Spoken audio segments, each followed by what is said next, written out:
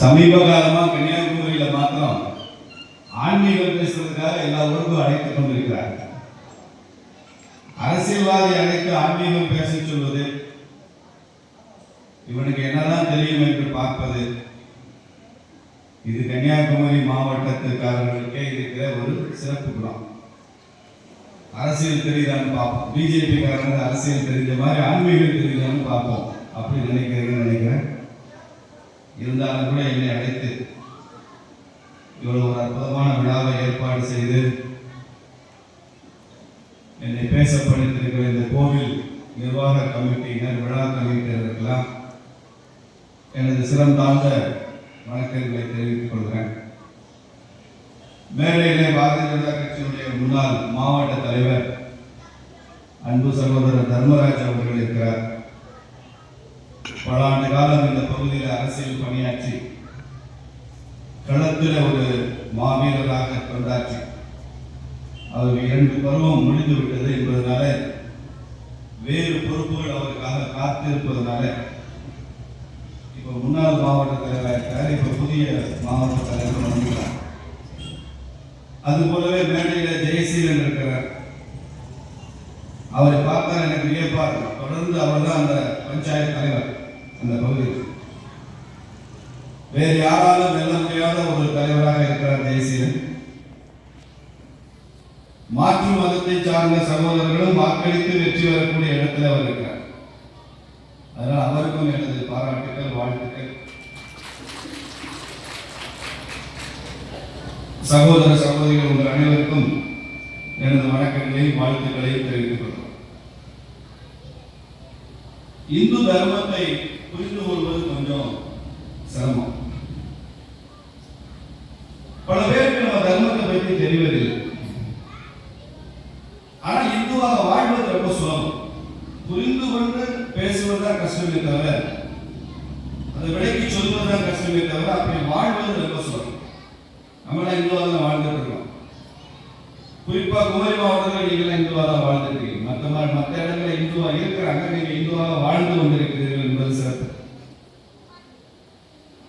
ஏன்னா நாம புரிந்து கொண்டிருக்கிறோம். எப்படி ஒரு மதம் அப்படின்னா அதுக்கு ஒரே ஒரு கடவுள் இருப்பார். ஒரு மதம் என்று சொன்னால் அதற்கு ஒரே ஒரு புத்தகம் இருக்கும். ஒரு மதம் என்று சொன்னால் ஒரே ஒரு தீர்க்க தரிசி இருப்பார். அப்படிதான் புரிஞ்சு. நீங்க என்சைக்ளோபீடியா அல்லது ரிலிஜனை பற்றின என்சைக்ளோபீடியாலாம் இருக்கு.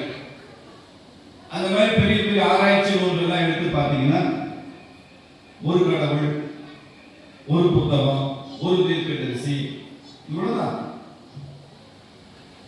இதெல்லாம் செமிட்டிக் ரிலிஜன்ஸ் பேர். செமிட்டிக் ரிலிஜன்ஸ் அல்லது ஆபிரகாமிக் ரிலிஜன்ஸ் அப்படின்னு என்ன அர்த்தம்னா, இஸ்லாம், கிறிஸ்தவம், யூத மதம் இந்த 3மே ஆபிரகாமிக் ரிலிஜன். அவர் முன்னோர் வந்து ஆபிரகாம், அதிலிருந்து வந்தது என்பதை 3 ஏற்றுக்கொள்கிறார்கள். இந்த கருத்து அதிகமா சொல்றாங்க. அந்த மற்ற மதங்களுடைய இன்ஃப்ளூயன்ஸ், தாக்கம் உலகம் எல்லாம் இருக்கிறதுனால எனக்கு இந்து மதத்தை சார்ந்த நமது மாணவர்கள், இளைஞர்கள், குழந்தைகள், நம்ம பையன் பொண்ணுமே என்ன கேட்கிறாங்க, நமக்குன்னு புத்தகம் எங்க இருக்கு, நமக்குன்னு ஒரு தீர்க்க தரிசி எங்க இருக்க, நாம மொத்தம் ஏன் இத்தனை கடவுளை வச்சிருக்கோம் என்று ஒரு அறிவு குழப்பத்தை ஏற்படுத்துகிறார். இதை திட்டம் போட்டு நாத்திகம் பேசுகிற பல பேர், மதமே வேண்டாம்னு சொல்ற பல பேர், கடவுளை நம்ப முட்டாள்னு பிரச்சாரம் செய்யற பல பேர் இந்த கருத்துக்களை உருவாக்குறாங்க. இதுக்கெல்லாம் இன்னைக்கு ஒரு அறிவு சவால் இந்து சமூகத்தில் உருவாயிருக்கு. இதுக்கெல்லாம் நம்ம பதில் சொல்ல வேண்டிய அவசியம் இருக்கு. நம்ம எதிராளி புரிந்து கொள்வதற்கு அல்ல இந்த பதில். நாம புரிந்து கொண்டு இந்துவாக இருப்பதற்கு, வாழ்வதற்கு இதுக்கெல்லாம் விடை தெரியணும் அப்படின்னு தேடுற கூட்டம் இன்னைக்கு ரொம்ப அதிகமா இருக்கு. மைக் மாதிரி ரொம்ப அதிகமா இருக்கு. கொஞ்சம் குறைக்கலாம். அதனால கூட்டிட்டாரு.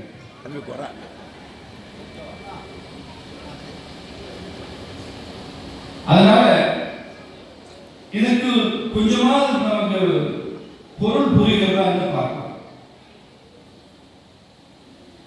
ஒரு ரயில் பூச்சி ஒன்று இருந்துதான்.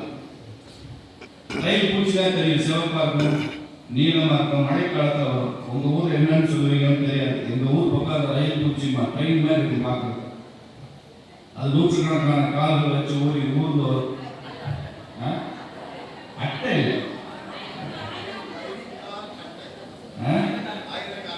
ஆயிரம் கால அட்டையா? ஓ, உங்க ஊருக்கு அப்பெல்லாம் ட்ரெயின் வரல, எங்க ஊருக்கு ட்ரெயின் அப்போ வந்துருச்சு. நம்ம பார்க்கலாம் ட்ரெயின் மாதிரி இது இருக்கு, அதே கலர்ல இருக்கு. டிடிஆர் மட்டும் இல்லை, அதனால ரயில் பூச்சின்னு பேர் வச்சுட்டாங்க. நூற்றுக்கணக்கான கால்கள் வச்சு அப்படியே ஊர்ந்து வரும். ஒரு நாள் அதை பார்த்து ஒரு தவறை கேட்டுச்சான். ரயில் பூச்சியை நெல். பூச்சி நின்றுச்சு. நீ என்ன இவ்வளவு நீளமா இருக்க, இத்தனை கால் வச்சிருக்க, உனக்கு எத்தனை கால்கள் உனக்கு தெரியுமா அப்படின்னு கேட்டுச்சு. இந்த பூச்சி ஒரு செகண்ட் அப்படி யோசிச்சு பார்த்தா, உண்மை தானே, அது அனாட்டமி, பேத்தாலஜி, பிசியாலஜி எல்லாம் படிச்சது. எத்தனை கால் இருக்குன்னு பூச்சிக்கு தெரியும். அப்போ தவறு சொல்லிச்சாப்பா, எனக்கு எத்தனை கால் எனக்கு தெரியும், கவுண்ட் தெரியும், யார் கேட்டாலும் எனக்கு எத்தனை கால்னு சொல்லிடுவேன். சரி பரவாயில்ல, எத்தனை கால்னு தெரியல, உனக்கு எது லெஃப்ட் எது ரைட்டுன்னு தெரியுமா அப்படின்னு கேட்டுச்சு. எனக்கு பாரு, இதெல்லாம் லெஃப்ட் இதெல்லாம் ரைட்டு, உனக்கு தெரியுமா எது லெஃப்ட்?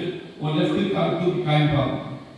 பூச்சிக்கு எது லெஃப்ட் எது ரைட் எதுன்னு தெரியும். நீ நாடு முழுக்க அதான் குழப்பம், ஏன்னா லெஃப்ட் ஏன்னா ரைட்டுன்னு தெரிய மாட்டேங்குது. அதுக்கப்புறம் கேட்டுச்சா, உனக்கு லெஃப்ட் தெரியல ரைட் தெரியல, நீ ஊருக்கு போறீங்க, நீ எந்த காலம் முன்னால வைக்கிற எந்த காலம் பின்னால வைக்கிற, அதையாவது சொல்லு. நான் இப்படி முன்னால வச்சு போறேன், பின்னால வச்சு வரேன், நீ எந்த காலம் முன்னால வச்சு போற சொல்லு. அதுக்கும் அந்த பூச்சிக்கு பதில் தெரியல. நம்ம எந்த காலம் நம்ம முன்னால வைக்கிறோம், எதை பின்னால வைக்கிறோம், எது முன்னங்கால் எது பின்னங்கால் தெரியலையே. இப்போ அதுக்கு லெஃப்ட் தெரியல ரைட்டு தெரியல, எதை முன்ன வச்சு நடக்கிறோம் பின்ன வச்சு நடக்கிறோம் தெரியல, எத்தனை காலம் இருக்குன்னு தெரியல. இந்த தவறை பூச்சி மனசுல ஒரு குழப்பத்தை உருவாக்கிடுச்சு புத்தியில். ஐயோ இப்படி இருக்கே, நீ எப்படி ஊர்ந்து போன, இப்படி இருக்க எப்படி ஒரு இடத்துல இருந்து ஒரு நீ நகர்ந்து போன, இப்படி கேள்வி கேட்டுட்டு தவறை போயிடுச்சு. இப்ப இந்த ரயில் பூச்சி என்ன செஞ்சு, தனக்கு எது நடக்குது, என்ன செய்வது, எப்படி நகர்ந்தோம் என்பது தெரியாம நூற்றுக்கணக்கான கால்களை வைத்துக் கொண்டு நூற்றுக்கணக்கான வருடங்களாக இயங்கிக் கொண்டிருந்த அந்த பூச்சி இந்த கேள்வி கேட்டதுக்கு பதில் தெரியாம அப்படி சுருண்டு படுத்துச்சு. பதில் தெரியல, என்ன தெரியல, நகரவே முடியல, எது லெஃப்ட் எது ரைட்னே தெரியல. அது மாதிரிதான் இந்து சமுதாயம் இருக்கு. நம்ம பார்த்து தினசரி நூற்றுக்கணக்கான கேள்விகள் கேட்கிறாங்க. உனக்கு எது லெஃப்ட்ங்கிறான், எது ரைட்டுங்கிறான். உங்க இந்து தர்மத்தில் மனித உரிமைக்கு இடம் இருக்கான்னு கேட்கிறான். மனித உரிமை எங்கே இருக்கின்றான்? இந்து மதத்தில் பெண்களுக்கு சம உரிமை இருக்கான்னு கேட்கிறான். இந்து மதத்தில் ஏன் ஜாதி இருக்கின்றான்? இந்து மதத்தில் யார் தீர்க்கதரிசிக்கிறான், இறை தூதர் யாருன்னு கேட்கிறான். உனக்கு என்ன புத்தகம் இருக்குன்னு கேட்கிறான். எங்களுக்கு புத்தகம் இருக்கு, உனக்கு என்ன புத்தகம் இருக்குன்னு கேட்கிறான். இப்படி கேள்விகளாக கேட்டு கேட்டு இவனுக்கு பதில் தெரியாததுனால, தெரிஞ்சவங்க அந்த பதில் அடுத்த தலைமுறைக்கு சொல்லிக் கொடுக்காதனால அப்படியே சோர்ந்து போய் இருக்கிறது சொன்னார். தவளையோட வேலை அதான், நம்ம மனசுல குழப்பத்தை உருவாக்கி நம்மள இயங்க விடாம பண்ணிட்டா தவளையோட வேலை முடிஞ்சு போச்சு. அது சாதாரண தவளை இல்லை, ஹார்வர்ட் யூனிவர்சிட்டியில படிச்சுட்டாங்க. ஹார்வர்ட் யூனிவர்சிட்டியில படிச்சுட்டு டெல்லி ஜவஹர்லால் யூனிவர்சிட்டியில வேலை பார்க்குது, ப்ரொஃபஸரா இருக்கு. அப்பப்போ இந்து பத்திரிகையில நடுப்பக்க இங்கிலீஷ் கட்டுரைகளை எழுதும். சிவப்பு கொடியை பிடிச்சிட்டு தெரியல, கருப்பு கொடியை பிடிச்சிட்டு தெரியும் அந்த தவளை. அப்படி தவளை கூட பச்சை கொடியை வச்சுக்கணும் சில சமயம், அப்பதான் ஏதாவது ஓசியா கிடைக்குமேன்றதுனால. அப்போ நமக்கு குழப்பத்தை உருவாக்குகிற ஒரு எண்ணம் இருக்கு.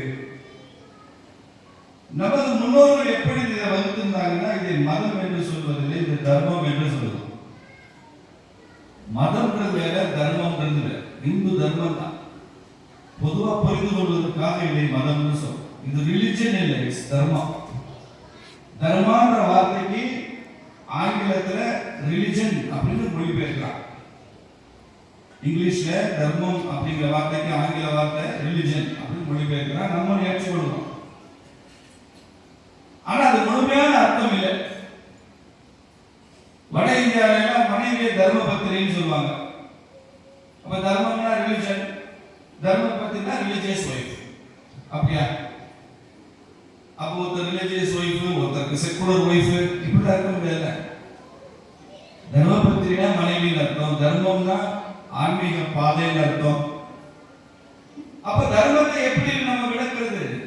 தம்பி கேட்கிறார், நான் தர்மம்னு என்ன எனக்கு தெரியலையேன்னு கேட்கிறேன். எது தர்மம் என்பதற்கு 3 அளவுகோல்கள் இருக்கின்றன. நமது முன்னோர்கள் அதை வச்சுதான் தர்மம்ன்ற கருத்தை உருவாக்குறாங்க. தர்மம்னா அறம், தமிழ்ல அறம், திருக்குறள்ல அறத்துப்பால், அதான் முதல்ல அறவே. அறம், பொருள், இன்பம், வீடு, இந்த 4 புருஷார்த்தங்களோட தான் தமிழ் இலக்கியமோ வடமொழி இலக்கியமோ இந்த 4 சொல்லும். அறம் சொல்லும், பொருள் சொல்லும், இன்பம் சொல்லும், வீடு பேச்சை பற்றி சொல்லும். அப்போ அறத்தின் அடிப்படையில் ஒரு சமுதாயம் உருவாகும். இந்து தர்மத்தின் அடிப்படையில், இந்து தர்மம்னா இந்து அறம். இது எதை சொல்லுதுன்னா 3 விஷயம். Dharma is one which unites, one which holds and one which sustains. அப்படி ஆங்கிலத்தில் சொல்றாங்க. one which unites, நம்ம எது இணைக்கிறதோ அது தர்மம். தர்மத்தோட அறத்தினுடைய அடிப்படை குணம் நம்ம என்ன, அதை இணைக்கணும். one which unites, one which holds, எது நம்மை தாங்கி பிடிக்கிறதோ அது தர்மம். நம்ம கீழே உள்ள பிடிச்சுக்கணும் தர்மம். அப்புறம் one which sustains, அப்படின்னா நம்ம எது நீடித்து நிலை பெற்று வாழ செய்கிறதோ அது தர்மம். அப்ப எது தர்மம்னு தெரிஞ்சுக்கிறதுக்கு இந்த 3 டெஸ்ட் வைக்கணும், 3 பரீட்சை. இந்த 3ல 100 மார்க் எது வாங்குதோ அது தர்மம். தர்மம் என்பது நம்மை தாங்குவது, தர்மம் என்பது நம்மை இணைப்பது, தர்மம் என்பது நம்மை நீடித்து நிலை பெற்று வாழ செய்வது. சரியா? இப்ப நான் ஒண்ணா கேட்கிறேன், எது தர்மம் எது அதர்மம் நீங்க சொல்லணும். நான் ஒரு ஸ்டேட்மெண்ட் சொல்லுவேன், தர்மம் இல்ல இது அதர்மம், தர்மத்துக்கு எதிரானது அப்படின்னு சொல்றேன். மரம் வளர்க்கிறது, மரம் வைக்கிறது, நான் ஒரு ஸ்டேட்மெண்ட் சொல்லுவேன்க்கா, நீங்க தர்மமா அதர்மமா சொல்லுங்க. மரம் வைக்கிறது தர்மமா அதர்மமா? சத்தத்தை காணும். மரத்தை வெட்டுறது, புருஷன் பொண்டாட்டி ஒற்றுமையா வாழ்றது, விவாகரத்து பண்ணிக்கிறது அதர்மம். குழந்தை குட்டி பெற்றுக்கிறது, அது எப்படி குழந்தை குட்டி பெற்றுக்கிறது? எப்படி தர்மமாகும்? அரசாங்கமே பெற்றுக்காத, 1 போதும் 2 போதும். நீங்க எப்படி தர்மம்னு சொல்றீங்க? அடுத்த தலைமுறை வாழணும்ல. இந்த சென்னி தோட்டத்துல இந்த ஊர்ல ஒரு 200 வருஷத்துக்கு முன்னால உள்ள ஒரு தாத்தா இப்ப வந்தாருன்னு வச்சுங்க, ஒரு 4 தலைமுறைக்கு முந்தி வாழ்ந்தாரு. இப்போ வர்றாரு உயிரோட, அப்படி பார்க்கிறாரு. சந்தோஷப்படுவாரா கவலைப்படுவாரா? சந்தோஷப்படுவாரு. ஏன்னா அவர் காலத்துல அந்த கோயில் இருந்துச்சா எனக்கு தெரியல. இப்ப புதுசா கோயில் கட்டிருக்கீங்க, பொலிவோட இருக்கு. அப்படி மேற்கு பார்த்த சிவன் அப்படி கம்பீரமா லைட்டோட உட்கார்ந்து நின்றாரு. சிவனுக்கே பொன்னார் மேனியன்னு பேர். பொன்னார் மேனியன் என்ன அர்த்தம்? பொன் போன்ற நிறத்தவன். பொன்னார் மேனியனே புலி தோலை அரைக்கசைத்து மின்னார் செஞ்சடையுமே வீரில் கொன்றை அணிந்தவனே, மண்ணே மாமணியே மழபாடியுள் மாணிக்கமே, அன்னே நின்னையெல்லாம் இனி ஆவே நினைக்கிறே. தேவாரத்தில் இருக்க பாடல பாட்டு. அது மாதிரி நான் சிவன் எல்லா இடத்துலையும் கருப்பா சிவனியமாக பார்த்துருக்கேன். உங்க ஊர்ல அழகா பொன்னார் மேனியா இருக்கிறார், இருக்கார். ஒரு தகவல் சொல்ற உங்களுக்கு, கைலாசத்துல சிவன் இருக்காரா? கைலாசம் வடக்கு உச்சி, அதுக்கப்புறம் இந்தியா கிடையாது. கைலாசத்துல சிவன் இருக்கார். இமயமலை அப்படியே எல்லாம் அப்படியே சிவன் கோயிலா வருது. நாட்டுப்புறம் சோமநாதபுரம் வருது, இங்கிட்டு ராமேஸ்வரம் வருது, காசி விஸ்வநாதர் வராது. இதெல்லாம் பெரிய கோவில்கள். நான் சின்ன சின்ன கோயிலும் ஆயிரக்கணக்கில் இருக்கு. மதுரையில சொக்கநாதர் வராரு, திருநெல்வேலியில் நெல்லையப்பர் இருக்காரு, அப்படியே வந்தாரு சிவன் கோயிலா வரும். தெற்கு வந்துட்டா இனிமே சிவன் கோயில் இல்லைங்க, இதுதான் சிவனுடைய எல்லை அப்படிங்கிற கோயில் செஞ்சு தொடரலாம். அப்போ வடக்க இமயமலையில கைலாசத்திலிருந்து தெற்கே சென்னி தோட்டம் வரைக்கும் சிவன் ஆலயங்கள் இருக்கின்றன. அதுல வடக்குக்கு கைலாசம் எப்படி முக்கியமோ அப்படி தெற்குக்கு சென்னி தோட்டம் ரொம்ப முக்கியம். உங்க ஊர் கோயில், இதுக்கப்புறம் சிவன் கோயில் இல்லை. இதுக்கப்புறம் கன்னியாகுமரிக்கு போனீங்கன்னா பகவதி அம்மன் இருக்காங்க. அப்புறம் திருவிட்டார்ல பெருமாள் ஆதிகேஸ்வர பெருமாள் இருக்காரு. உங்க ஊர் கடைசி. புரியுதா? அப்ப கைலாசத்துக்கு இணையானது அந்த கோயில். சொல்லலாமா? அப்படியே சொல்லலாமா? அப்படியே ஒன்னா எடுத்து பார்க்கணும். எது தர்மம் எது அதர்மம்னு தெரிஞ்சுக்குவோம். கல்வி கற்பது தர்மம். ஏன் கல்வி கற்றாதான் இந்த சமுதாயம் நீடித்து நிலை பெற்று வாழும். நமது கலைகளும் அறிவும் அடுத்த தலைமுறைக்கு டிரான்ஸ்பர் ஆகும். கல்வி இல்லைன்னா எப்படி? தொழில் திறன் இல்லைன்னா எப்படி? இப்போ ஒரு விஸ்வகர்மா இருக்காரு, அவருக்கு தெரிந்த வேலையை அவர் வாழ்க்கை காலத்துக்குள்ள அவர் மகனுக்கும் பேரனுக்கும் சொல்லி கொடுத்துட்டு போயிடுறாங்க. அவர் சொல்லி கொடுக்காம கண்ணு மூடிட்டாருன்னா அப்ப அந்த திறமைகள், அந்த கலை, தச்சு கலை எப்படி அடுத்த தலைமுறைக்கு போகும்? அதே மாதிரிதான் ஒரு மருத்துவர், வைத்தியர், அவர் அடுத்த தலைமுறைக்கு அதை சொல்லிட்டு போறாரு. ஏன்? சமுதாயம் நீடிச்சு நிற்கணும், தன்னோட முடிஞ்சக்கூடாது. அப்ப கல்வி கற்று கொடுப்பது தர்மம், கல்வி கற்க மறுப்பது அதர்மம். அப்படி எல்லாத்தையுமே தர்ம அதர்மமா பார்த்துக்கணும். இதுல குழப்பமே வேண்டியது. ஒரு கோவில் இருந்தா அந்த கோவில், நான் சொன்னேன் நம்ம இணைப்பது தர்மம்னு சொல்லுங்க. இந்த கோயில் என்ன செய்யுது? இந்த கோயில் என்ன செய்யுது? இந்த கோவிலுடைய முதல் வேலை என்ன சொல்லுங்க பாப்பா? சிவன் அருள் பாலிக்கிறார், ஆசி வழங்குகிறார், நம்ம பிரார்த்தனை எல்லாம் நிறைவேற்றார். இன்னைக்கு பிரதோஷம், சிவனை பார்த்தா விசேஷம், அதெல்லாம் அப்புறம் வச்சுங்க. இந்த கோவிலுடைய முதல் வேலை என்ன? இந்த ஊர் மக்களை இணைக்குது. ஒரு இடத்துல வந்து உட்கார்ந்துருக்காங்க. இப்படி நம்ம எல்லாம் ஒரு இடத்துல உட்காராம வாங்க நம்ம எல்லாம் தர்மராஜ் வீட்டுக்கு போகும்போது நீங்க வருவீங்களா? 10 பேர் வருவீங்க, 10 பேர் வேற வேலை இருக்கு. வாங்க நம்ம எல்லாம் ஜெயசீலன் வீட்டுக்கு போகலாம். வேண்டாம், வரமாட்டீங்க. வாங்க நம்ம எல்லாம் கோயிலுக்கு போவோம். எல்லாரும் சந்தோஷமா வருவோமா? அப்போ நம்ம ஒரு இடத்துல இணைக்கல. அப்ப இந்த தர்மம், கோயில் கட்டுறது தர்மம். நம்ம இணைப்பதற்கான முதல் படி கோவில். அதனால இத்தனாயிரம் கோயில் கட்டிருக்காங்க, வேற இல்லாம கட்டிருக்காங்க. யோசிப்பாரு, தமிழ்நாட்டில் மாத்திரம் 40,000 கோயிலுக்கு மேல கட்டியிருக்கான் தமிழன்னா. ஏதோ வேலை இல்லாம உட்கார்ந்து பொழுது போல அப்படி இல்லை. மக்களை இணைப்பதற்கான ஒரு பெரிய இன்ஸ்ட்ருமெண்ட் கோவில். எங்க வருவாங்க? இவனை எந்த இடத்துல உட்கார வச்சு போய் சொல்லாம இருக்க வைக்க முடியும்? கோயில் உட்காந்து பேசுறேன் சொல்லுவானா இல்லையா? எங்க ஊர் பக்கம் அவன் கருசாமி கோயில சத்தியம் பண்ணி கொடுத்துருப்பா, நான் அதுக்கப்புறம் பேசவே இல்லை அப்படின்னு. கருசாமி துணியான சாமி, கையில் அருவா வச்சிருக்க. போய் சொன்னா என்ன செய்யும் சாமி? என்ன செய்யும்?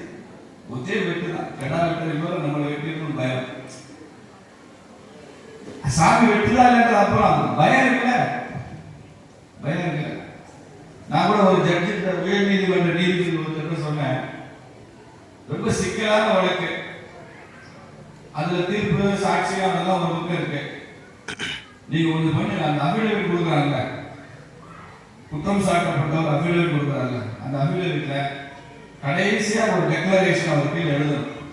நான் மேலே சொல்லியதெல்லாம் உண்மை என்று உறுதியளிக்கிறேன் அப்படின்னு போட்டு ராமஸ்ரீனிவாசன் அப்படி கையெழுத்து போடுவாங்க. அதுக்கு பதிலாக நான் மேலே சொல்லியதெல்லாம் உண்மை என்று என் குலதெய்வம் சாட்சியாக நான் உறுதியளிக்கிறேன் ராமஸ்ரீனிவாசன் நான் கையெழுத்து போட்டு சொன்னா பாதி பேர் பொய் சொல்ல மாட்டான், பாதி பேர் பொய் சொல்ல மாட்டான்.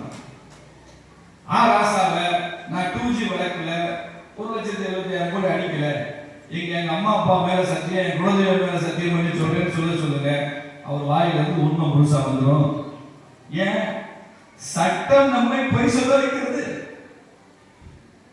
சட்டம் நம்மை பொய் சொல்ல வைக்கிறது. வக்கீலே பொய் சொல்றது எப்படி நமக்கு பயிற்சி கொடுப்பார், ட்ரைனிங் கொடுக்கறவங்க வக்கீல். யாராவது வக்கீல் தான் கோச்சாய், நீங்க இப்படி சொல்ல நேரில் இருக்காரு. இவர் தர்ம வக்கீல், நல்ல வக்கீல், நம்ம வக்கீல். புரியுதா? எதெல்லாம் அதர்மமோ நீங்க கிராம பஞ்சாயத்துல உட்கார்ந்து புருஷன் முன்னாடி சண்டை பிரச்சனை வரும். ஊர் பெரியவங்களும் உட்காந்துருக்காங்க. அவங்க என்ன செய்வாங்க, இங்க பாரு, சேர்ந்து வாழ்றேன்னு சொல்லுங்க, உங்ககிட்ட உள்ள பிரச்சனையை தீர்த்து வைக்கலாம். சும்மா பிரிச்சு விடுறதுக்குன்னா நாங்க அந்த பாவத்தை செய்ய மாட்டோம் சொல்லுவாங்களா? உங்க ஊர்ல சொல்லியிருக்காங்களா? ஊர்ல உட்காந்து நான் பெரியவங்க நாட்டாம எல்லாம் உட்காந்து பிரிச்சு விடுறதுக்கு அவங்க வர மாட்டாங்க, சேர்த்து வைக்கிறது வருவாங்க. என் புருஷன் குடிக்கிறேன் போட்டுவாங்க நாட்டாங்க. நான் அந்த பஞ்சாயத்து பார்த்துருக்கேன், காலில் விடுறா, கிராம பஞ்சாயத்து காலில் மன்னிப்பு கேட்கு அப்படின்னா செய்ய சொல்லுவாங்க. ஆனா அவங்க நோக்கம் என்ன? சேர்த்து வைக்கணும். அண்ணன் தம்பியை சேர்த்து வைக்கணும், புருஷன் பொண்டாட்டியை சேர்த்து வைக்கணும். ரெண்டு ஊர் மக்களுக்கு உள்ள பிரச்சனை தாவா, ஏதோ தண்ணீர்ல தாவா, வயல் வரப்பு தாவா, சேர்த்து வைக்கணும். சேர்த்து வைப்பது தர்மம். அப்ப தர்மத்தின் வழியில் அவங்க நடந்துருக்காங்க. புருஷன் பொண்டாட்டி சேர்த்து வைக்கணும், பேசணும், முடியல உடனே அந்த ஊர்ல ஒரு கீழ் இருக்காரு, இதெல்லாம் சரிப்படாது, என்கிட்ட வாங்க நான் பிரிச்சு சொல்றாரா, கோச்சுக்கு போகும், பிரிச்சு. அப்போ இது எல்லாமே தர்மத்தின் வெளிப்பாடு, இந்த நாட்டோட வாழ்க்கை முறையின் வெளிப்பாடு. இதெல்லாம் சொல்றதுக்கு நீங்க வேற நாட்டுல ஆள் இல்லை, இதான் தர்மம் தான் சொல்றதுக்கு யாரும் இல்லாத காரணத்தினால இது மாதிரியான மனக்குழப்பங்கள் அங்கே உருவாகி கொண்டு. அப்படி நம் நாட்டினுடைய வாழ்க்கை முறை. நீங்க பாருங்க, என் நண்பர் சொன்னாரு, இது சொல்றது ஒரு சங்கோஜமான விஷயம் தான், இருந்தாலும் ஒரு மெச்சூர் ஆடியன்ஸ் புரிஞ்சுக்கணும். அஸ்ரீன் வந்து சொல்லுது, கம்சன் என்ன சொல்லுது, இந்த தேவகிக்கு பிறக்கிற 8வது குழந்தை உன்னை கொல்லும் சொல்லுதா? கிருஷ்ண கதை தானே. தேவகிக்கு 8வது புள்ள பிறக்கும், அந்த புள்ள கம்சனை கொல்லுவான், தாய்மாமனே கொல்லுவான், தாய்மாமனே கொல்லுவான் கிருஷ்ணன் அப்படின்னு அஸ்ரீரி சொல்லிட்டு மறைந்து. அப்ப என் நண்பர் கேட்டாரு, அந்த அஸ்ரீரி கண்ட சொல்லிச்சுல 8வது குழந்தை கொல்லுன்னு சொல்லிச்சுல, பிறகு இவன் தேவகி மச்சனை ஒரே ஜெயில வைக்கிறான். ஒரே ஜெயில வச்சதுனால தான் 8 குழந்தை பிறகு கணவன் மனைவியா குடும்பம் நடத்துறாங்க. மச்சனை தூக்கி திகார் ஜெயிலையும் தங்கச்சியை கொண்டு போய் திருநெல்வேலி பாளையங்கோட்டை ஜெயிலையும் போட்டுருந்தா பிரச்சனை வராது, 8 குழந்தையும் பிறக்காது, கம்சன் செத்து போயிருக்க மாட்டாங்க. நல்ல ராஜிகா இல்லையா? கேள்வியில நியாயம் இருக்குல்ல, கேள்வி பிரிச்சு வச்சுட்டு தலைவர் தெரியும். அப்பதான் நான் சொன்னேன், 8 குழந்தைகளை கொல்ல தயாராக இருந்த கம்சன் போன்ற கொடிய வில்லன் கூட கணவனை மனைவி பிரிக்க தயாராக. பாத்தீங்கன்னா புருஷன் மனைவி பிரிச்சா பாவம் நினைச்சாலும் கடைசி குழந்தைய கூட கொள்றான். ஆனா தங்கச்சியையும் மச்சனையும் அவன் பிரிக்க தயாராக பார்க்கலாம். குழந்தை பிறகு கொள்றோம் அப்படின்னு நினைக்கிறான். கண்ணன் தச்சான் கம்சன் வேலையை. அப்படி உண்மையும் தர்மத்தின் வழியில் அணுகிற அந்த அணுகுமுறை இருக்கு, அதான் இந்த தர்மத்தினுடைய சிறப்பு. நம்மகிட்ட ஒரு புத்தகம் இல்லையா? என் வீட்டுல ஒரு புத்தகம் இருக்கு, உங்க வீட்டுல ஒரு லைப்ரரி இருக்கு. இந்த ரெண்டுல எதுக்கு பெருசு? லைப்ரரி இருக்கா, ஒரு புத்தகம் வச்சிருக்கிறது பெருசா? நூலகம் இருக்கு. அட என்கிட்ட ஒரு பெரிய நூலகமே வச்சிருக்கா, நீ ஒரு புத்தகத்தை வச்சிருக்க கேட்கறாங்க. என்கிட்ட தேவாரம் இருக்கு, திருவாசகம் இருக்கு, திருக்குறள் இருக்கு. இதெல்லாம் உனக்கு பைபிளை புரியாதவர்களுக்காக அவ்வையார் சொன்ன ஆத்திச்சூடி கொன்றை வந்தெல்லாம் இருக்கு, பிரபந்தம் இருக்கு, நாலாயிரத்திலே பிரபந்தம் இருக்கு. இதெல்லாம் தாண்டி இன்னும் பெரிய ஹையர் லெவல் பிலாசபி போனோம், சித்தர் பாடல்கள் இருக்குபடி எல்லாமே இருக்கு. ஆச்சார கோவில் இருக்கு, மூதுரை இருக்கு. எவ்வளவு சங்க இலக்கியங்கள், காப்பியங்கள், காவியங்கள், புராணங்கள், இதிகாசங்கள் கொட்டி கிடக்க. உங்களுக்கு யார் தீர்க்கதரிசி இருக்காங்கன்னு கேட்கிறாங்க. அந்த அந்த மதத்தினுடைய நடைமுறை நாம் அதை மதிக்கிறோம். we respect their sentiment. but இந்திய சொல்லுது வேற, நம்ம நாட்டு சொல்லுது வேற. இதோட ஒருத்தரோட இது முடிஞ்சு போச்சுன்னு சொல்லல. இந்து தர்மத்தினுடைய சிறப்பு என்ன? நான் இன்னைக்கு பேசிட்டு போறேன், இதுதாங்க ஃபைனல், இதுதான் இறுதியானது. இதற்கப்புறம் யார் எவ்வளவு பேசினாலும் அது செல்லாது, அதெல்லாம் பொய், அதை ஏற்றுக்கொள்ள கூடாது. அப்படி நம்ம எங்கேயுமே மனித அறிவுக்கு வந்து ஒரு வரையறை வைக்கவே இல்லை. இதுதான் ஃபைனல் சொல்லுது. இதற்கு அப்புறமும் அடுத்தடுத்து மனித குலம் தோன்றிக் கொண்டு இருக்கும், உருவாகி கொண்டு இருக்கும், புதிய புதிய சிந்தனைகள் வந்து இருக்கும். அதெல்லாம் வரட்டும் தான் வரவேற்கும். அதை பல்வேறு வகைகளில் நாம் போற்றோம்.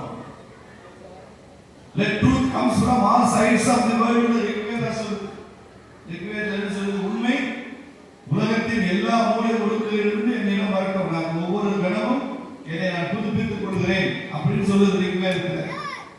புதுசு புதுசா என்ன சொன்னாலும் நான் ஏத்துக்கிறேன். நான் வந்து ரிஜிட் கிடையாது, இதை தாண்டி ஏத்துக்க மாட்டேன்னு நான் சொல்லவே இல்லை. அப்படி இந்த பெரிய ஒரு அறிவு தேடல் நம்மகிட்ட இருக்கு. இதுதான் ஃபைனல், இதோட முடிஞ்சு போச்சுன்னு நான் சொல்ல மாட்டேன். இந்த புத்தகத்தோட என் மதம் முடிஞ்சு போச்சுன்னு சொல்ல மாட்டேன். இது religion of experience, religion of book இல்ல. ஒரு தடவை ராமகிருஷ்ண பரமஹம்சத்தை ஒருத்தர் போய் கேட்டா, இந்து தர்மத்துக்கும் புத்தகத்துக்கும் என்ன சாமி சம்பந்தம், புத்தகங்கள் எந்த அளவுக்கு தேவை? அவர் பரமஹம்சர் ஒரு உதாரணம் சொல்றார். அவர் எளிமையா எல்லாம் சொல்லி புரிய வைப்பார். அவர் என்ன சொல்றாரு? நீ வந்து ஒரு அலுவலகத்துல ஒருத்தர் வேலை செய்யற, நீ காலையில நீ வேலைக்கு போறப்போ உன் மனைவி மாலையில வரும்போது பலசரக்கு சிட்ட ஒரு பட்டியல் கொடுத்து அதெல்லாம் பேப்பர்ல எழுதி இதெல்லாம் வாங்கிட்டு வாங்க, இது வாங்கிட்டு வந்தாதான் 1ஆம் தேதி வந்துருச்சு, வாங்கிட்டு வந்தாதான் அடுத்த மாசம் வீட்டில் சமையல் நடக்கும், இந்தாங்க அப்படின்னு கொடுத்து அனுப்பிச்சான். நீ அதை வாங்கி பையில வச்சுக்க. ஆமா. போறப்பே ஒரு தடவை எடுத்து வாசி பார்ப்பேன், என்னெல்லாம் கேட்டுக்க வேண்டிய ரொம்ப வாசிக்குவேன். ஆமா, உள்ள வச்சுக்குவேன். திரும்ப கொஞ்ச நேரம் எடுத்து ஆபீஸ் போன எடுத்து மறுபடியும் வாசி எவ்வளவு நிறைய எழுதிருக்காரு. சில மாசம் கூட வருமோ ஒரு தடவை வாசி பார்ப்பேன், திரும்பி உள்ள வச்சுக்குவேன். திரும்பி மத்தியானம் எதெல்லாம் எந்த கடையில் கிடைக்கும், எத்தனை கடை அலையணும்னு தெரியல, திரும்ப ஒரு சீட்டு எடுத்து எல்லாம் ஒரே கடையில் கிடைக்குமா பார்ப்பேன், திரும்ப உள்ள வச்சுக்குவேன். சாயங்காலம் போக கடையில போய் கொடுத்து இதெல்லாம் போடுங்க, அவன் பலசரக்கு ஜாமான் எல்லாம் போட்டு ஒரு பையில வச்சு கொடுத்துருவான். எவ்வளவு டோட்டல் எழுதி கொடுப்பான், நீ பணத்தை கொடுத்துருவ. இப்ப பணத்தையும் கொடுத்துட்ட, உன் மனைவி சொன்ன எல்லா பொருளும் வாங்கிட்ட. இப்ப நீ காலையில இருந்து பத்திரமா பார்த்து பார்த்து வாசிக்கிட்டே இருந்த ஒரு பட்டியல், அதை பத்திரமா வச்சிருக்கியா? அவன் சொன்ன நான் வச்சிருக்க மாட்டேன் சாமி. என்ன செய்வேன்? அதை கிழிச்சு போட்டு பொருள் எடுத்து அந்த வீட்டுக்கு வந்துடுறேன் அப்படின்னு சொன்னான். அவ்வளவுதான். நான் புத்தகத்துக்கும் தர்மத்துக்கு உள்ள தொடர்பு பலசரக்கு கிடைச்சிட்டு தான் இந்த புத்தகம் எல்லாம். அதை தாண்டி அர்த்தம் இல்லை. நாவல் அப்படிதான் திருக்குறள் படிக்கிறோம், தேவாரம் படிக்கிறோம், திருவாசகம் படிக்கிறோம், ராமாயணம் மகாபாரதம் படிக்கிறோம். பரமஹம்சர் சொல்றாரு, இதெல்லாம் கடவுள் அனுபவத்திற்கு, கடவுளை புரிந்து கொள்வதற்கு, நேரில் பார்ப்பதற்கான சாதனங்கள், நம்மை பக்குவப்படுத்தும். இதெல்லாம் இல்லைன்னா சமைக்க முடியாது பலசரக்கு கிடைச்சிட்ட மாதிரி. ஆனால் எப்போது நீ கடவுளையே பார்த்து விட்டாயோ, உனக்கு இறை அனுபவம் வந்துச்சோ, எல்லாத்தையும் நீ புரிந்து விட்டாயோ, இதெல்லாம் கிழிச்சு போட்டு போயிட்டே இருக்கா அப்படிங்கிறதா இந்த தர்மம். இந்த புத்தகத்தையும் தாண்டி அனுபவத்திற்கு இடம் இருக்கிற ஒரே தர்மம் உலகத்தில் இந்த தர்மம் மாத்திரம் தான். ஒரு புத்தகத்துக்குள்ளேயே நான் இதை சுத்தி சுத்தி வர்றது, இதுக்குள்ள எல்லாமே முடிஞ்சு போச்சு, இதெல்லாம் எல்லாமே இருக்கு என்று சொல்வதற்காக இதையும் தாண்டி இருக்கிறது என்பதை நாம் முயற்சி கொண்டிருக்கிறோம். இதுதான் இந்து தர்மத்திலே முக்கியமான விஷயம். இவர்தான் கடைசி. நாம சொல்லவே இல்லை, திருநாவுக்கரசர் தான் கடைசியா, திருஞான சம்பந்தர் தான் கடைசி நாயன்மாரா? அதுக்கப்புறம் இனிமே நாயன்மார்கள் வர மாட்டாரா? 12 ஆழ்வார்களை தாண்டி 13வது ஒரு ஆழ்வார் வரவே மாட்டாரா? வருவார்கள். சேக்கிழார் பெரிய புராணம் எழுதும் போது அவருக்கு முந்தைய நாயன்மார்கள் 63 பேர் இருந்தாங்க. அதனால 63 எழுதினாரு. அதை வச்சு 63 நாயன்மார்கள் அப்படின்னு ஒரு முறை உருவாயிருக்கு. அவ்வளவுதானே தவிர 64வது நாயன்மார் வரவே மாட்டாங்கன்னு சேக்கிழார் எழுதியிருக்கிறார். பிரபலத்தில் இந்த 12 ஆழ்வார்களை தவிர இனிமே ஆழ்வார்கள் உருவாக மாட்டாங்கன்னு எங்க எழுதியிருக்கான்? ஏன்னா இந்த கூட்டத்திலே கூட நாயன்மார் இருக்கலாம், நல்லா இருக்கும். யாருக்கு எதிர்காலத்தில் இந்த கூட்டத்திலே சித்தர் இருக்கலாம், உங்க ஊர்லயே கூட இருக்கலாம், தெரியாது. அப்படி நாம் ஒவ்வொரு காலகட்டத்திற்கும் நமது தர்மம் என்பது நாம் வளர்ந்து வருவதை போல, நம் சமூகம் வளர்வதை போல நம் தர்மமும் கூட வளர்ந்து கொண்டே வரும். இந்த அடிப்படையில் தான் நாம் நமது மதத்தை புரிந்து கொள்ளணும். சொல்றா, கோடிக்கணக்கான மீன்கள் ஆயிரக்கணக்கான ஆண்டுகளாக நீரில் நீந்திக் கொண்டிருக்கிறது. கோடிக்கணக்கான மீன்கள் ஆயிரக்கணக்கான ஆண்டுகளாக நீரில் நீந்திக் கொண்டிருக்கிறது. ஆனால் நீரில் பாதை இல்லை. ஒரு பாதை இருக்கா மீன் போறதுக்கு? இதுதான் பாதை இல்லை. ஆனா மீன்கள் கோடிக்கணக்கில் நீந்தி, லட்சக்கணக்கான பறவைகள் மறுபடியும் கொண்டிருக்கிறது. வானத்தில் பாதை இல்லை. இது ஒரு கவிதை வடிவத்தில் சொல்லும். கோடிக்கணக்கான மீன்கள் ஆயிரக்கணக்கான ஆண்டுகள் கடலில் நீந்திக் கொண்டிருக்கிறது, கடலில் பாதை இல்லை. லட்சக்கணக்கான பறவைகள் வானத்தில் ஆயிரக்கணக்கான வருஷமாக பறந்து கொண்டிருக்கிறது, ஆனால் வானத்தில் பாதை இல்லை. அது மாதிரிதான் ஆயிரக்கணக்கான மகான்களும் ஞானிகளும் இந்து தர்மத்தில் ஆயிரக்கணக்கான ஆண்டுகளாக வாழ்ந்து வந்தாலும் இந்து தர்மத்தில் பாதை இல்லை. இதுதான் பாதை, இதுதான் பயணம் என்பது இல்லாத ஒரு தர்மம் இந்து தர்மம். நீங்க மற்ற மதம் இருக்கீங்க, அதை பத்தி நம்ம கமெண்டே கிடையாது. அது அப்படி அதை பத்தி நம்ம கமெண்டே கொடுக்க முடியாது. எதையுமே வேல்யூ ஜட்ஜ்மெண்ட் பண்ணக்கூடாது, அதை நம்ம மதிக்கிறோம், அவ்வளவுதான். ஆனால் இந்த தர்மத்தில் கடவுளே எடுத்துக்க, மற்ற மதங்கள்ல கடவுள் ஃபாதர் தானே, காட் தி ஃபாதர் அப்படிதான் சொல்றாங்க. கடவுள் வந்து அப்பாவா அம்மாவா. கிறிஸ்தவத்திலே இஸ்லாமிலே கடவுள் என்பவர் தந்தை, தாயாக இருக்க முடியாது. இந்து மதத்தில் தான் கடவுள் தந்தையாகவும் இருக்கலாம் தாயாகவும் இருக்கலாம் என்பது இந்து தர்மத்தில் இருக்கிறது. அப்ப அங்கே இருக்கிறது தப்பா? அவங்க சிஸ்டம் அது கரெக்ட், அவங்களுக்கு கரெக்ட், அதை நாம் ஏற்றுக்கொள்கிறோம், மதிக்கிறோம். ஆனால் எனது மொழி இதுதான். இங்கே தாயாகவும் இருப்பார். சிவபெருமானுக்கு ஒரு பேர் இருக்கு தெரியுமா? தாயுமானவர். என்ன காரணம்? ஒரு பெண்ணுக்கு பிரசவம் பார்க்கறதுக்கு அந்த பிரசவ வேதனையோட துடித்துக் கொண்டிருந்த அந்த பெண்ணோட அம்மா மாதிரியே உருவெடுத்து சிவபெருமான் வந்து அந்த பெண்ணுக்கு பிரசவம் பார்த்தார், தாயாக வந்து பிரசவம் பார்த்தார். அதனால அவருக்கு தாயுமானவர்னு பேர். கேட்டிருக்கீங்களா அந்த கதை? தாயுமான சுவாமிகள் இருக்கார். சிவனுக்கு தாயுமானவர்னு பேர். 50% இப்போ நீங்க 33% தான் ரிசர்வேஷன் கேட்குறீங்க, எங்களுக்கு 33 மட்டும் கொடுக்கும்.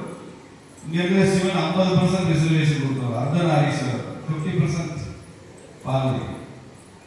அர்த்தநாரீஸ்வரர் என்ன அர்த்தம்? பாதியை பெண்ணுக்கு கொடுத்தவர். 50% கொடுத்தவர். எந்த அளவு முக்கியத்துவம் கொடுக்குறாங்கன்னு பாருங்க, எந்த அளவு சிறப்பு செஞ்சிருக்காங்கன்னு பாருங்க. இப்படி எல்லா வச்சும் நீங்க ஏன் இந்து தர்மத்திலேயே தூண்ல இருப்பார் சொல்றீங்க? ஒருத்தர் கேட்கிறார், புத்தகத்தை பார்த்தா சாமி கும்பிடுறீங்க, ஆயுத பூஜை ஒரு சுத்தியில வச்சுக்கிட்டு சாமி கும்பிடுறீங்க, ஒரு பேனா வச்சுக்கிட்டு சாமி கும்பிடுறீங்க, எல்லாத்தையும் சாமி கும்பிட்டே இருக்கீங்க. இந்த கேள்வி கேட்கறாங்க எல்லாரும். எல்லாத்துலயுமே சாமி இருக்கு, இந்த இன்விடேஷன்லயுமே சாமி இருக்கு. இந்த மைக் ஆபரேட்டர் இருக்காங்க, இவர் ஆயுத பூஜையில இதே மைக் வச்சு சாமி கும்பிடுவார். ஏன் தெரியுமா? காரணம், மற்ற மதங்கள்ல இந்த உலகம், இந்த பொருட்கள் இதெல்லாம் இறைவனின் படைப்பு, கிரியேஷன், இறைவனின் படைப்பு. இறைவன் தான் அப்படி படைச்சிருக்கான். மனுஷனை படைச்சிருக்கான், ஆடு மாடை படைச்சிருக்கான், பறவைகளை படைச்சிருக்கான், மீனை படைச்சிருக்கான், சந்திர சூரியனை படைச்சிருக்கான், இந்த லைட்டை படைச்சிருக்கான், இந்த மைக்கை படைச்சிருக்கான். எல்லாம் இறைவனுடைய படைப்பு. அப்ப இறைவனுடைய படைப்புன்னா படைப்பு வேற, படைச்சவன் வேற. அப்படித்தானே? கிரியேஷன் அப்படின்னா கிரியேட்டர் எங்க இருக்காரு. இது எப்படின்னா ஒரு ஓவியம் மாதிரி. இது ஓவியம் அப்படின்னு சொன்னா இந்த ஓவியத்தை வரைந்த ஓவியன் எங்கேயோ இருக்கார். அவர்தான் அந்த ஓவியன். அவர் ஓவியன், இது ஓவியம், இவர் தான் இதை வரைஞ்சார். அது மாதிரி இவர் கிரியேட்டர், உருவாக்கி படைத்தவர், இது படைப்பு. ரெண்டு தனித்தனி. ஓவியமும் ஓவியமும் ஒன்றாவது இல்லை. அதே போல படைத்தவரும் ஒன்றல்ல. இது நம்ம ஏற்றுக்கிறோம். மற்ற மதங்கள் அப்படிதான் சொல்லுது. We respect their sentiment, their belief. ஆனால் இந்து தர்மம் என்ன சொல்கிறது இந்த உலகத்தை பத்தி, இந்த பொருட்களை பத்தி அப்படின்னா, இது இறைவனின் படைப்பு நம்ம ஏற்றுக்கொள்ளவே இல்லை. அப்ப நம்ம பார்க்கிறது எல்லாம் என்ன? நான் பார்ப்பதெல்லாம் இறைவனின் படைப்பு அல்ல, இறைவனின் வெளிப்பாடு என்று சொல்லுது. இது கிரியேஷன் இல்ல, மேனிஃபெஸ்டேஷன். ஆங்கிலத்தில் கிரியேஷன் கிடையாது. ஒரு ஆட்டுக்குட்டி பார்க்கறீங்க, இது ஆண்டவன் படைக்கல, ஆண்டவன் அந்த ஆட்டுக்குட்டியாக இருக்கிறான், வெளிப்பாடு.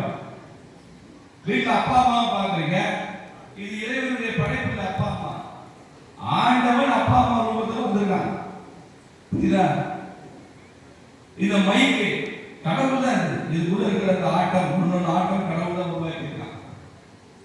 இந்த இன்ஆர்கானிக்ல கடவுள் இருக்கான், ஆர்கானிக்ல கடவுள் இருக்கான், எல்லாத்துக்குள்ளேயும் கடவுள் இருக்கான்.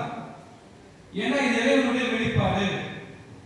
இது ஓவியத்தையும் ஓவியனையும் போன்றதல்ல, இது ஒரு நடனத்தையும் அந்த நடனமாடுகிற கலைஞரையும் போன்றது. ஓவியத்தை ஓவியனை ரெண்டா பிரிச்சிடலாம். ஒரு நடனம் ஆடுகிற டான்சர்ல இருந்து டான்ஸ் பிரிக்க முடியுமா? டான்ஸ் நின்னா டான்சர் நின்றார், டான்சர் ஆட ஆரம்பிச்சா டான்ஸ் ஆட ஆரம்பிச்சா, அப்படிதான் நடனத்தை பிரிச்சிட முடியும். டான்ஸையும் பிரிக்க முடியுமா? முடியாது. இவர் ஆடினா நடனம் வந்துச்சு, இவர் நின்றுச்சாலும் நடனம் ரெண்டு போச்சு. நான் அசைந்தால் அசையும் அகிலம் எல்லாமே அறிவாய் மனிதா அப்படி பாடுவாங்க சிவாஜி கணேசன். அது மாதிரி அவர் அசைஞ்சா எல்லாம் அசையும். இந்த அடிப்படை இருப்பதனாலதான் இங்க எல்லாத்தையும் கடவுளை பார்க்க முடியுது. எல்லாத்தையும் கடவுளின் வடிவமாக வெளிப்பாடாக நாம பார்க்கிறோம். கோவிலில் இருக்கும் ஒரு கருங்கல் சிலை கடவுள் அல்ல, ஆனால் நாம் கடவுளை இந்த கருங்கல் சிலை மூலமாகத்தான் கோவில் கடவுளை பார்க்கிறோம். இந்த மூர்த்தி மூலமாகத்தான் நம்ம கடவுளை பார்க்கிறோம். ஒரு சிவலிங்கமே கடவுளா? இல்ல, மூர்த்தி, பிரதிஷ்டை செய்யப்பட்ட ஒரு மூர்த்தி சிவலிங்கம். ஆனால் அந்த லிங்கத்தின் மூலமாக நான் சிவனை பார்க்கிறேன். சிவன் லிங்கம், லிங்கம் மூலமாக நான் சிவனிடம் செல்கிறேன். ரங்கநாத சுவாமி படுத்துட்டு இருக்கிறாரு ஸ்ரீரங்கத்துல. அப்ப அதான் சாமியா? அந்த சிலை தான் சாமியா? இல்ல. ஆனால் அந்த படுத்திருக்கிற ரங்கநாதர் சிலையின் மூலமாக, ஒரு மூர்த்தி மூலமாக, அந்த தெய்வ திருமேனி மூலமாக நான் ரங்கனை பார்க்கிறேன், பெருமாளை சேவிக்கிறேன். இதுதான் கான்செப்ட். இதன் மூலமா நான் பாருங்க, இதுதான் இல்லை, இதோடு நின்று விடுவதில்லை, இதன் மூலமாக நான் செல்கிறேன். இதெல்லாம் புரிந்ததிலிருந்து பல பேர் கஷ்டமா இருக்கு. ஏன் சாமிக்கு அபிஷேகம் பண்றீங்க, ஏன் சாமிக்கு சந்தன காப்பு வச்சுறீங்க, ஏன் சாமிக்கு நகையெல்லாம் போட்டு அழகு பார்க்குறீங்க, ஏன் சாமியை ஊஞ்சலை வச்சு ஆட்டுறீங்க, இப்படி ஆயிரக்கணக்கான கேள்வி. ஒரு கிறிஸ்தவ பாதுகாப்பு கேட்டாரு, எது இந்து தர்மம்னு தெரியல. நான் கேட்டேன் ஒருத்தர், அவர் சொன்னார், கிறிஸ்தவ பாதுகாப்பு விநாயகர் ஏங்க கல்யாணம் பண்ணிக்காம இருக்காருன்னு கேட்டேன். நான் 10 பேர்கிட்ட கேட்டிருப்பேன், 10 பேர் 10 காரணம் சொன்னான் அப்படின்னாரு. ஏன் விநாயகர் கல்யாணம் பண்ணி 10 பேர்கிட்ட கேட்டா 10 பேர் 10 காரணம் சொல்றான் அப்படின்னு. நான் சொன்னேன், நல்ல பேர் ஃபாதர் 10 பேர் நிறுத்திட்டீங்க. நீங்க 11வது ஒரு ஆர்எஸ்எஸ் காரங்கிட்ட கேட்டீங்கன்னா அவங்க விநாயகர் முதல் இந்து தர்மத்துடைய பிரச்சாரக்கு விநாயகர் தான், அவன் சக்க பிரச்சாரக்கு சொல்லியிருப்பான். அதனால கல்யாணம் பண்ணிட்டு இருக்கோம். நீங்க அதையும் கணக்கில் சேர்த்து வருவீங்க. அதான் 100 பேர்கிட்ட கேட்டாலும் 100 காரணம் வரும். அப்ப எது சரி எது தப்பு? எல்லாமே சரி, எல்லாம் சரி. ஏன் தப்புன்றதுக்கு ஏன் போறீங்க? ஒரு உண்மைக்கு ஆயிரக்கணக்கான விளக்கங்கள் இருக்கிறாங்க. யாருக்கு எப்படி தோன்றுகிறதோ அப்படி சொல்லலாம்ல. இது எது முழு உண்மைன்னு ஏன் தேடுங்க? தேட வேண்டிய அவசியம் இல்லை, எல்லாமே சரி. விநாயகர் ஆச்சரியம் ஏதோ ஒரு ட்ரெடிஷன் மரபுல கல்யாணம் ஆச்சரியம் சரிதான். இல்ல உங்க ஊர்ல ஆச்சரியம் கல்யாணம் ஆகலையே, சரிதான். இந்த குழப்பம் எங்களுக்கு இல்லையே, உனக்கே அவர் குழப்பம், உங்களுக்கே குழப்பம். சாமி போல எங்களுக்கு அந்த குழப்பம் இல்லை, உங்களுக்கு அந்த குழப்பம். அப்படி நாம் இதை கொண்டு செல்வோம். சில இடங்கள் என்ன சொல்றான், இதை ஏற்றுக்கொண்டாதான் அவனுக்கு சொர்க்கம் உண்டாங்க, இந்த கடவுளை ஏற்றுக்கொண்டாதான் சொல்றோம். அப்ப சொர்க்கத்துல இடம் யாருக்கு? இந்த கடவுளை நம்பினாதான் அவன் சொல்றோம். இந்து தர்மத்திலேயே சொர்க்கத்துல இடம் இருக்கு. யாருக்கு இருக்கு? நீ நல்லவனா இருந்தா தான் சொல்றோம். நீ சிவனை கும்பிட்டா சொர்க்கம்னு சொல்லவில்லை, நீ பெருமாளை கும்பிடணும் பெருமாள் நம்பணும்னு சொல்லல, நீ நல்லவனா இருந்தா சொர்க்கம் கிடைக்கும்னு சொல்லி. வேற சில இடங்கள் என்ன சொல்லுங்க, இந்த கடவுளை ஏற்றுக்கொண்டாதான் சொர்க்கம்னு சொல்லி. அப்ப பாருங்க, இங்க வந்து குவாலிட்டி தான் முக்கியம், ஃபெய்த் மாத்திரம் இல்லை, குவாலிட்டி, தரம்.